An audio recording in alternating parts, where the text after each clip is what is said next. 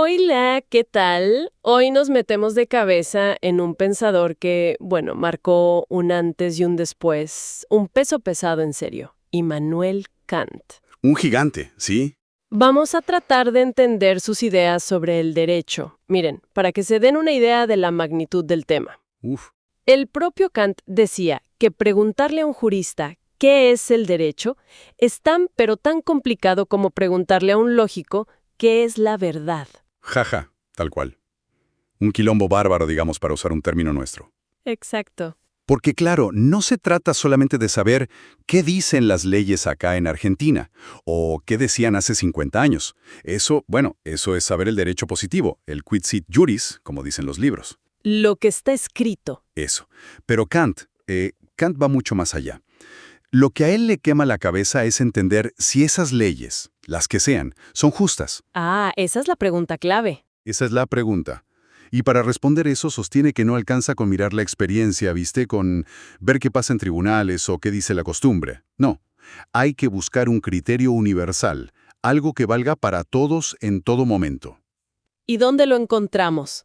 Y ese criterio, dice Kant, lo encontramos únicamente en la razón, en la pura razón. Bueno, agarremos ese ovillo entonces y empecemos a tirar del hilo. Vamos a explorar juntos cómo Kant intenta, allá en plena Ilustración, unir dos mundos que parecían como separados, ¿no? Sí, el empirismo y el racionalismo. Claro, la experiencia sensible, lo que vemos, lo que tocamos, con la razón pura, nuestra capacidad de pensar lógicamente. Quiere darle un fundamento sólido, posta al derecho. Un fundamento racional. Exacto. Veremos qué entiende por derecho natural y derecho positivo, conceptos que seguro ya les suenan de la facu, y nos meteremos de lleno con su famoso principio universal del derecho. Que es central, ¿eh? Fundamental. Analizaremos cómo conecta la libertad, la ley y esa facultad de obligar, de usar la fuerza si hace falta. Así que bueno, pónganse cómodos, que esto recién empieza. Dale nomás. Primero, ubiquemos un poco al personaje. Estamos en el siglo XVIII, en Prusia. Kant viene de un ambiente familiar muy religioso, el pietismo, que era una rama del luteranismo bastante estricta, digamos. Sí, muy enfocada en la experiencia religiosa interior. Pero el tipo se engancha fuerte con la filosofía racionalista que estaba, bueno, de moda en esa época, ¿no? Pensemos en Leibniz, en Wolff. Claro, los grandes racionalistas alemanes. Y sobre todo, queda, como dijiste vos, flasheado. Flashado mal, con la revolución científica de Newton, las leyes universales de la física. Eso lo marcó a fuego. Esa idea de encontrar leyes universales que expliquen cómo funciona el mundo. Y esa idea la quiere llevar a todo. Obras como la Crítica de la razón pura. Mamma mía. Monumentales. Un intento de entender cómo conocemos los límites de nuestro conocimiento. Y su gran proyecto es justamente ese, tender un puente.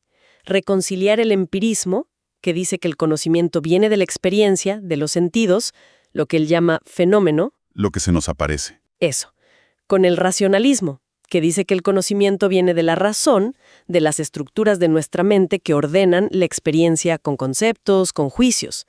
Busca fundamentos universales, sí, pero anclados en la capacidad de la razón humana. Y esa misma búsqueda, esa obsesión casi, por encontrar principios universales necesarios, fundamentos sólidos en la razón, bueno, la traslada de lleno al campo del derecho y la moral. No se queda solo en cómo conocemos el mundo. No, no le alcanza con describir cómo son las leyes en la práctica.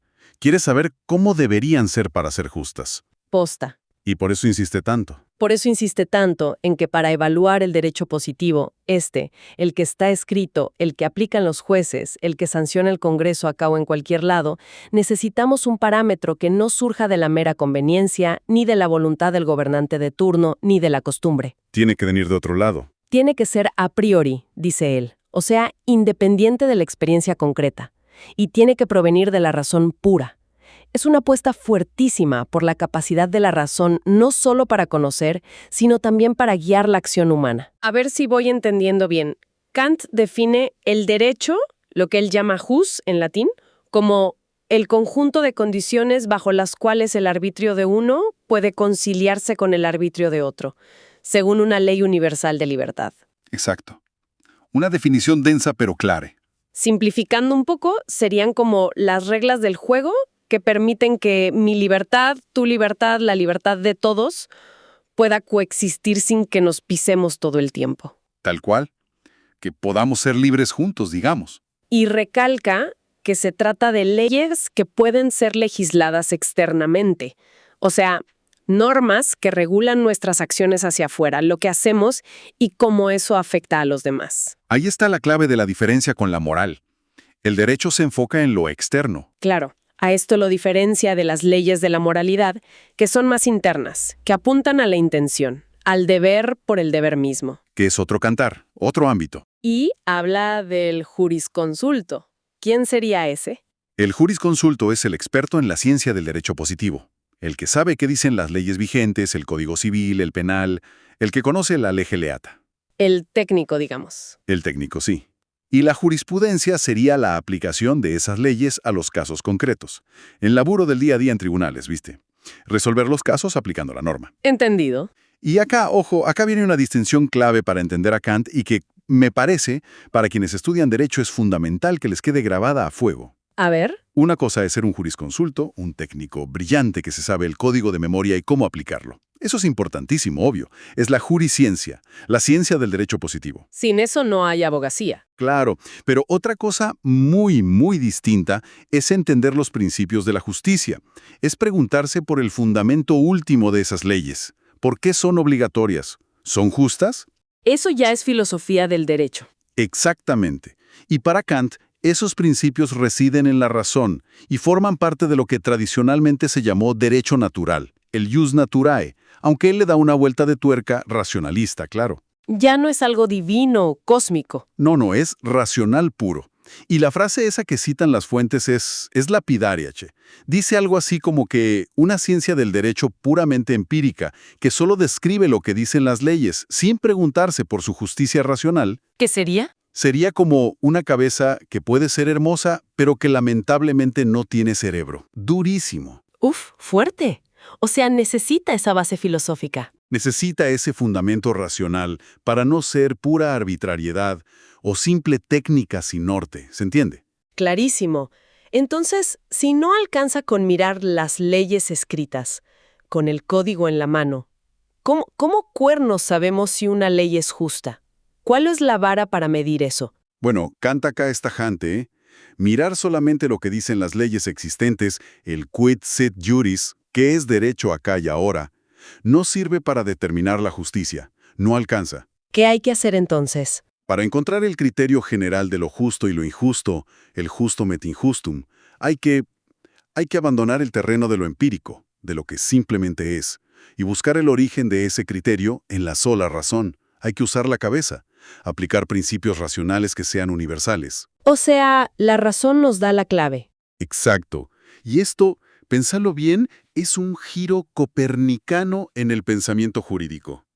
Es decir, que la justicia no es algo relativo, no depende de lo que opine la mayoría en una encuesta, ni de lo que diga el político de turno, ni siquiera de la tradición más arraigada. Va más allá de todo eso. Mucho más allá. Hay un estándar objetivo, universal, fundado en la razón pura, con el cual podemos y debemos evaluar las leyes positivas que nos gobiernan. La razón no es solo una maquinita para conocer cómo funciona el universo, como en la física de Newton que tanto admiraba Kant. No, también nos dice cómo actuar, ¿También es una fuente de normas? nos dice cómo deberíamos actuar y cómo debería organizarse nuestra convivencia para que sea racional y por lo tanto justa. Es la razón en su uso práctico, como dice él. Y acá, me parece, desembocamos en el corazón de su filosofía jurídica, algo que seguro muchos han escuchado nombrar alguna vez, el principio universal del derecho. El núcleo duro, sí señor. Kant lo formula así, palabras más, palabras menos. Una acción es conforme a derecho, o sea, justa, cuando permite, o cuya máxima permite, a la libertad del arbitrio de cada uno coexistir con la libertad de todos según una ley universal. Ahí está. Complejo, pero central. A ver si lo podemos bajar un poco a tierra. Sería algo así como, mi acción es justa si yo al hacerla no impido que los demás también puedan ejercer su libertad de la misma manera. Siempre y cuando todos estemos bajo la misma regla general, la misma ley universal. Es eso. Va exactamente por ahí. Es decir, mi libertad termina donde empieza la del otro. Pero ojo, no por un capricho, porque sí. Claro. Sino porque hay una ley universal, una regla válida para todos por igual, que delimita esos espacios de libertad para que puedan, justamente, coexistir, que sea posible la libertad de todos a la vez. ¿Y cuáles son las palabras clave ahí?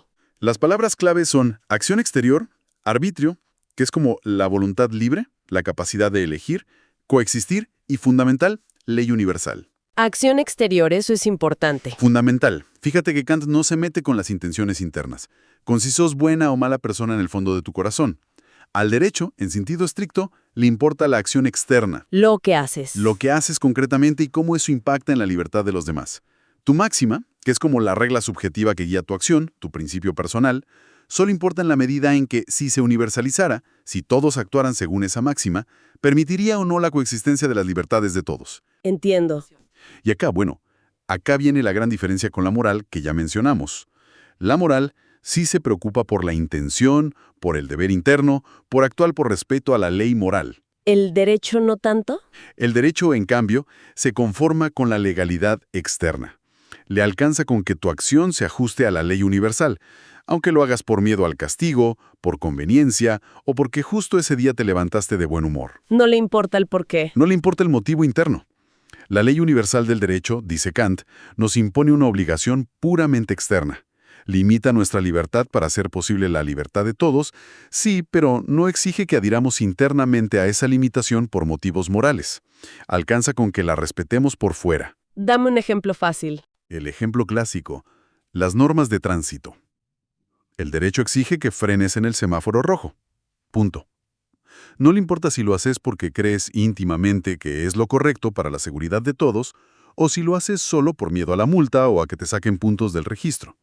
La acción externa es la misma. Frenaste. Cumpliste con la legalidad. Entendido.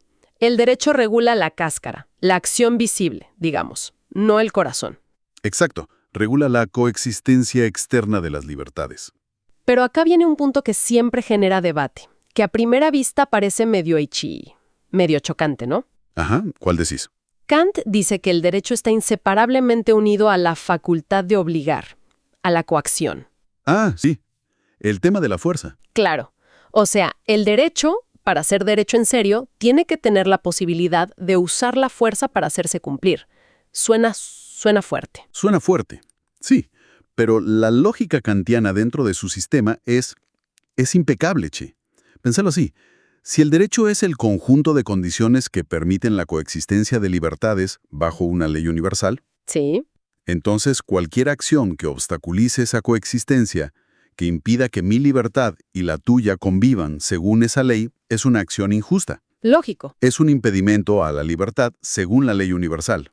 Ahora bien, si algo es un impedimento injusto, ¿qué es lo justo hacer frente a eso? Y impedirlo, sacarlo del medio. Exacto. Impedir ese impedimento. La resistencia contra lo que obstaculiza la libertad es, a su vez, conforme a derecho. ¿Por qué? Porque busca restaurar el orden de la libertad universal que fue violado. Entiendo la lógica. O sea, la fuerza no es algo ajeno o externo al derecho, sino que es Intrínseco. parte de su definición. Exactamente. Pero ojo, y esto es crucial, no cualquier fuerza. No es la ley de la selva, la ley del más fuerte. Claro, no es fuerza bruta nomás. Para nada. La coacción solo es legítima, solo es conforme a derecho, cuando se usa ¿para qué cosa? Para remover un obstáculo injusto a la libertad compatible de todos. Es una fuerza que está al servicio de la libertad universal, no en contra de ella. Una fuerza racionalizada, digamos. Algo así. Por eso Kant habla de un derecho estricto, ius strictum. ¿Qué es esto? Es aquel derecho que se basa únicamente en la posibilidad de una coacción externa, recíproca y universal, sin mezclarse con consideraciones éticas, de virtud, de si el tipo es bueno o malo. Este derecho estricto solo mira los actos exteriores y la posibilidad de forzar su cumplimiento si violan la ley universal. ¿Tenés algún otro ejemplo de esto? El ejemplo clásico que da él mismo es el del acreedor y el deudor. El derecho del acreedor a cobrar su deuda no se funda, en este sentido estricto, en convencer moralmente al deudor para que pague por buena voluntad o por deber moral. Se funda en otra cosa. Se funda en la posibilidad de una coacción externa, un juicio, un embargo, lo que sea, legalmente, que sea compatible con la libertad de todos, incluida la del deudor, ojo, que también se beneficia de un sistema donde las deudas en general se pagan y los contratos se cumplen. Todo esto bajo una ley general que regula los contratos. Entiendo. En este sentido estricto, entonces, derecho y facultad de coacción son analíticamente lo mismo. Son como dos caras de la misma moneda conceptual. No podés pensar uno sin el otro. Bien, bien, va tomando forma el edificio kantiano. Y para darle un orden a toda esta estructura conceptual, Kant propone dos grandes maneras de dividir el derecho. La primera es pensando el derecho como una ciencia, como un objeto de estudio. ¿Cómo es esa división? Mira, ahí distingue por un lado el derecho natural, que sería el conjunto de principios que podemos conocer a priori. O sea, solo con la razón. Solo mediante la razón, sin necesidad de recurrir a la experiencia ni a ninguna ley escrita. Son los fundamentos racionales universales de toda legislación posible, digamos. Y por otro lado, Y por otro lado está el derecho positivo, que es el que emana de la voluntad de un legislador concreto, el que está escrito en las leyes, los decretos, la Constitución. Este derecho es a posteriori. lo conocemos por la experiencia. Claro, lo conocemos a través de la experiencia, de leer el boletín oficial o el código. El derecho natural daría los principios universales, los criterios de justicia. El positivo, las reglas concretas para una sociedad determinada en un momento dado. Ok, natural versus positivo, razón versus voluntad del legislador y la segunda gran división que mencionaste. La segunda es pensando el derecho ya no como ciencia, sino como una facultad, como un título legítimo que tenemos para exigir algo o para actuar de cierta manera. Como tener derecho a. Exacto, tener derecho a. Y acá distingue entre el derecho innato y el derecho adquirido. El derecho adquirido es aquel que necesita de un acto jurídico para existir. ¿Cómo sería? Por ejemplo, el derecho de propiedad sobre esta casa. Yo lo tengo porque la compré. Hubo una compraventa, una escritura. O el derecho a exigir que me paguen un sueldo, lo tengo porque firmé un contrato de trabajo. Requiere un acto jurídico específico. Entendido. ¿Y el derecho innato? Me suena a que es el que traemos de fábrica, ¿no? Exactamente. De fábrica. El derecho innato es el que tenemos cada uno por naturaleza, independientemente de cualquier acto jurídico que hayamos hecho o dejado de hacer. Es el que nos pertenece por el simple hecho de ser humanos. Antes de cualquier ley positiva, antes de cualquier contrato social. ¿Y cuántos derechos innatos hay según Kant? Y acá, prepárate, acá Kant tira una de esas bombas conceptuales que te dejan pensando. A ver, Solo hay un derecho innato. Uno, único, original. para. ¿Uno solo? ¿En serio? Con todos los derechos humanos que listamos hoy, Kant dice uno. Uno solo como raíz de todo. ¿Y cuál es esa joya única, ese derecho fundamental? La libertad. Así, con mayúsculas. Pero ojo, no cualquier idea de libertad, no el hago lo que quiero. La define de forma muy precisa. ¿Cómo la define? Es la independencia frente al arbitrio constrictivo de otro. A ver, Es decir, que nadie me pueda obligar a hacer algo en contra de mi voluntad.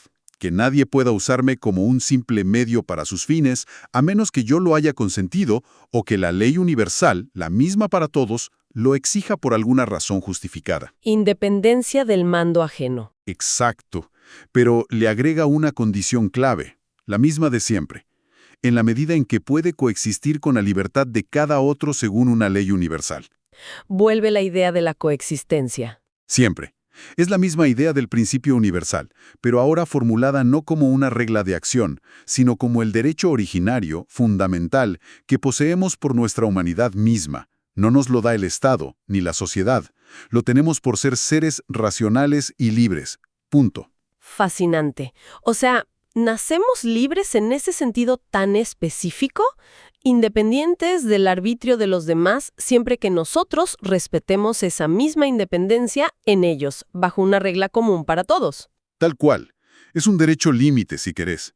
Y de este único derecho innato a la libertad, Kant deriva lógicamente otras facultades o atributos que también considera innatos porque se desprenden directamente de él. ¿Cómo cuáles? Bueno, primero, la igualdad innata. ¿Igualdad ante qué? Igualdad ante la ley, en el sentido de que nadie puede obligar a otro a algo a lo que este último no podría obligarle a su vez, recíprocamente.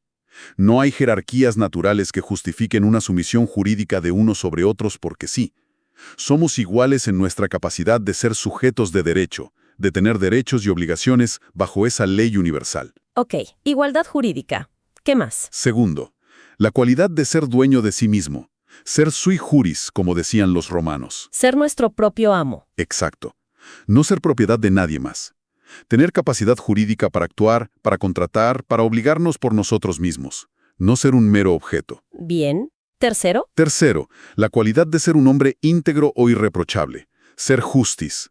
¿Qué significa esto? que somos todos buenos. Mente de nada, mientras no hayamos realizado un acto concreto contrario a derecho. Nadie tiene que andar probando su inocencia de antemano para poder actuar.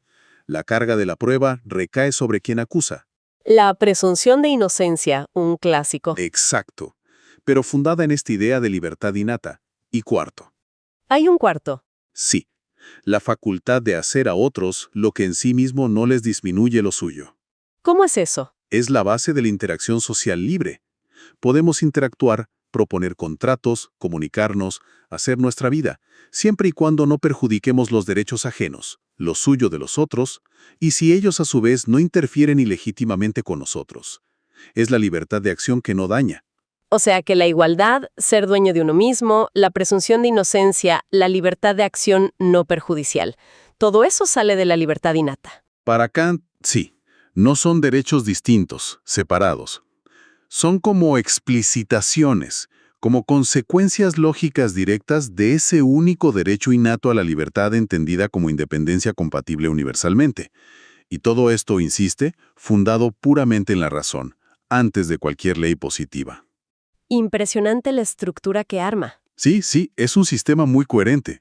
Y aunque Kant distingue muy claramente el derecho estricto, la coacción externa, la legalidad, de la moral, la intención interna, la eticidad, Sí, eso quedó claro. sí, considera que para que un sistema jurídico sea estable y legítimo a largo plazo, no puede ser pura fuerza bruta nomás.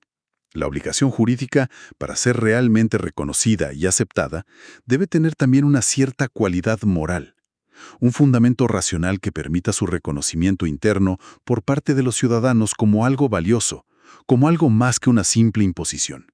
Debe apelar, de alguna manera, a esa razón práctica que todos compartimos. Che, qué recorrido intenso hicimos. Desmenuzamos bastante el pensamiento de Kant sobre el derecho, ¿eh? Sí, un viaje interesante. Vimos cómo le buscó un fundamento último en la razón pura, diferenciando bien el derecho positivo, el de todos los días, de los principios universales de justicia que deberían guiarlo. La diferencia entre quid sit iuris y quid justum. Exacto. Analizamos su famoso principio universal, esa idea de la coexistencia de las libertades bajo una ley común. Entendimos por qué para él el derecho y la coacción, la fuerza, van de la mano. Pero una coacción justificada racionalmente, no arbitraria. Eso es clave. Y finalmente, exploramos sus divisiones del derecho, destacando sobre todo ese único derecho innato, la libertad definida como independencia compatible universalmente. El punto de partida de todo. Entonces, si tuviéramos que quedarnos con una idea central de todo esto, una pepita de oro, ¿cuál sería? Mira, yo creo que la idea más potente, más revolucionaria de Kant en esto, es que eleva al derecho por encima de la simple voluntad del poder o de la costumbre del momento. Le da una aspiración tremenda de racionalidad y universalidad. No es solo un conjunto de reglas. No, el derecho no es solo un instrumento de control social o una técnica para resolver conflictos. Para Kant, debe ser, o al menos aspirar a ser, la estructura que garantice la máxima libertad externa posible para cada individuo, siempre que sea compatible con la libertad igual de todos los demás. Es un ideal regulativo, un norte. Una vara para medir el derecho que tenemos. Exactamente. Incluso el derecho positivo, el concreto, el que estudian en la facu, el que aplican los jueces, debe ser medido, criticado y, si es necesario, reformado usando esta vara racional. El derecho estricto permite usar la fuerza, sí, lo vimos, pero esa fuerza solo encuentra su legitimidad última, su justificación final, en la medida en que sirve para proteger y hacer posible ese espacio de libertad universal fundado en la razón. Es un intento de fundamentar la ley en algo más sólido, más digno. más sólido y más digno que la mera fuerza bruta o la conveniencia del momento. Sin duda. Nos deja una vara alta, ¿eh? Un desafío para pensar el derecho más allá de la norma escrita que tenemos enfrente. Totalmente. Un desafío permanente. Y quizás, para que sigan pensando después de que apaguemos los micrófonos, les puedo dejar una pregunta picando. Dale. Dale, me encanta. Si el objetivo último del derecho, según Kant, es conciliar la libertad de todos bajo una ley universal y racional, ¿cómo aterriza este principio tan abstracto, tan ideal, en nuestras sociedades actuales? Sociedades que son cualquier cosa menos ideales. Claro, sociedades atravesadas por desigualdades económicas, sociales, culturales enormes, con relaciones de poder recontraasimétricas. ¿Puede esa coacción justa de la que habla Kant, esa fuerza que supuestamente está al servicio de la libertad universal para todos, puede funcionar de manera realmente equitativa, realmente justa, en un mundo tan alejado de ese plano ideal de individuos libres e iguales que él postulaba? Buena pregunta. ¿Cómo juega esa universalidad de la razón kantiana, tan prolijita, tan abstracta, frente a la diversidad, la conflictividad, el barro de las realidades concretas que vivimos todos los días en Latinoamérica y en el mundo? ¿Alcanza con la razón pura? Se las dejo ahí, picando, para la sobremesa o el mate de después.